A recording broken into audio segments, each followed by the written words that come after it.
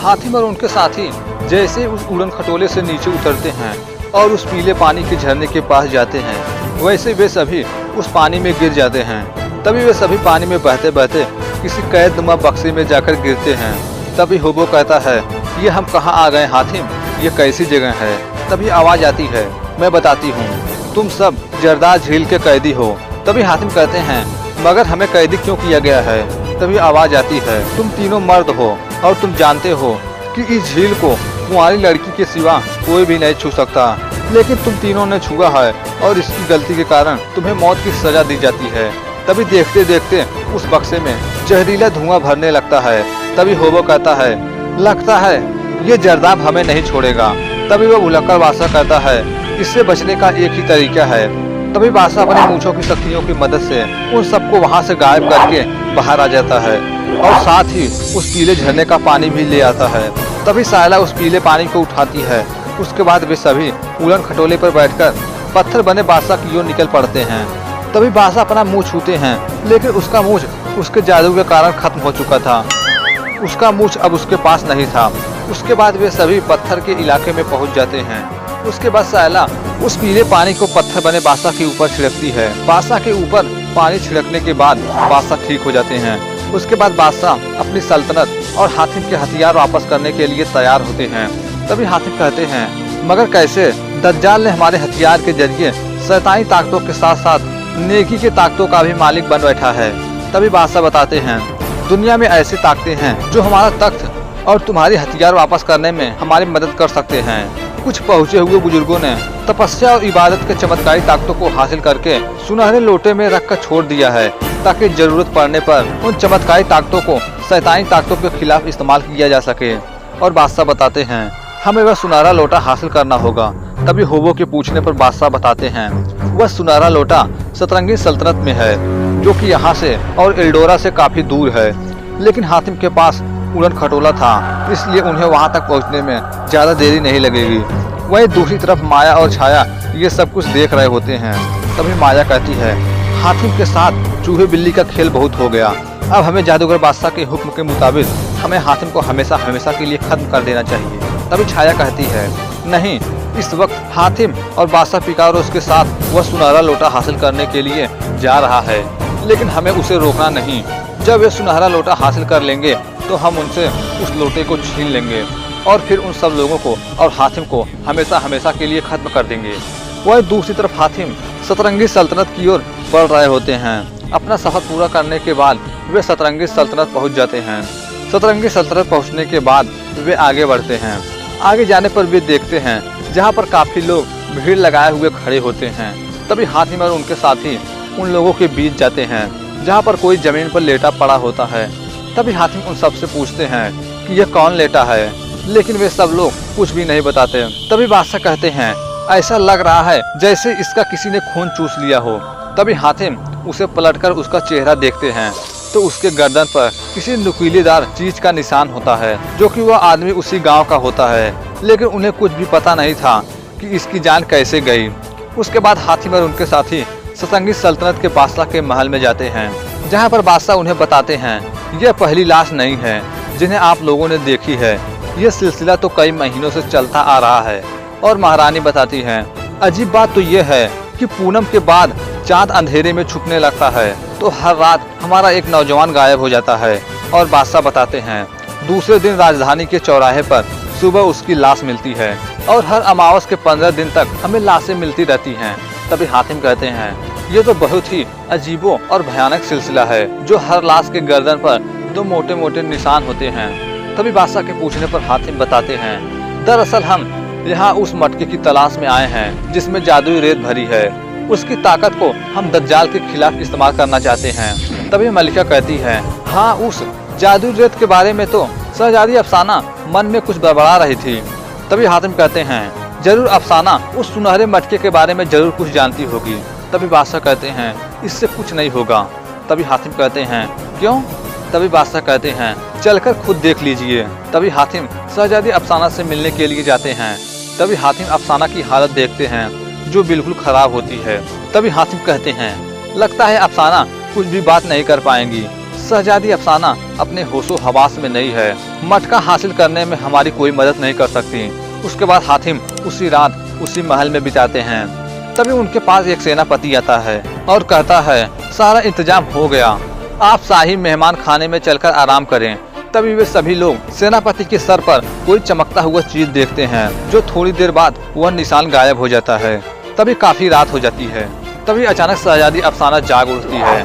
तभी वो अपने बिस्तर से उठकर सेनापति को अपने घोड़े पर लेकर वहां से कहीं जा रही होती है। तभी उस पर नजर हातिम और उनके साथियों पर पड़ती है। तभी हातिम कहते हैं, इतनी रात को शहजादी अफसाना सेनापति को लेकर कहाँ जा रही है। तभी हातिम भी उनका पीछा करते हैं, लेकिन वह कहाँ गायब हो जाती कोई देख नहीं पाता। तभी शहजादी सेनापति को किसी खंडहर नुमा किसी गुफा में ले जाती है। तभी अचानक वहाँ किसी की दहाड़ने की आवाज सुनाई देती है। तभी कोई शैतान दहाड़ता हुआ उस सेनापति के पास आ रहा होता है। तभी सेनापति कहता है, शहजादी मुझे बचाइए। तभी वह शैतान कहता है, शहजादी तुम्हें क्या बचाएगी, यह शहजादी तो तुम्हें यहाँ पकड़ कर लाई है, ये तो मुझे हर शिकार लाकर मुझे देती है, और जब मैं अपने शिकार का खून चूस लेता हूँ तो वह उसके लाश को बाजार के चौराहे पर ले जाकर फेंक देती है। तभी वह उसी वक्त वह शैतान अपने नुकीले दांतों से सेनापति का खून चूसता है। वहीं दूसरी तरफ हातिम और उनके साथी शहजादी को काफी समय तक जंगल में ढूंढते हैं। काफी समय ढूंढने के बाद किसी स्थान पर वे सभी जाकर बैठ जाते हैं। तभी अचानक उनके सामने अफसाना मरे हुए सेनापति को उनके सामने लेकर आ रही होती है। तभी हातिम उसके रास्ते में खड़े हो जाते हैं, जो कि देखने में पता चल रहा था कि उसके अंदर शैतानी ताकतें हैं, जिसके बस में होकर वह ये सब कर रही थी। तभी वो अपनी शैतानी ताकतों से उन पर हमला करके वहाँ से भाग जाती है। वही अगली सुबह सेनापति बाजार के बीच चौराहे पर मरे पड़े होते हैं, बिल्कुल उसी लड़के की तरह। तभी वहाँ बादशाह आते हैं। तभी उनके सल्तनत के लोग कहते हैं, जब हमारा रक्षक ही नहीं बच पाया तो हमारी हिफाजत कौन करेगा।